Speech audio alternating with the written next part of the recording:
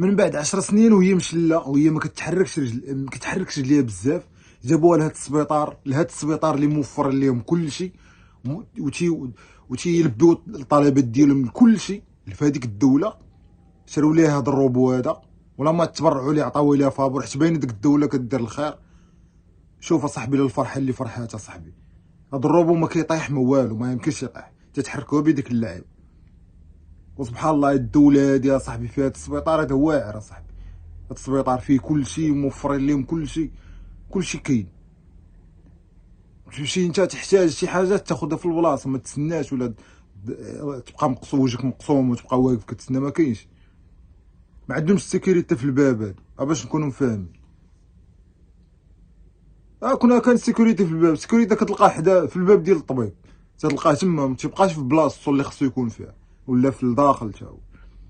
وكيتخلص بالخلصه ديال السيكوريتي، وكيشد وتيدير الخدمه ديال الطبيب. شو بنادم تيدير خدمه ما تيخلصش عليها.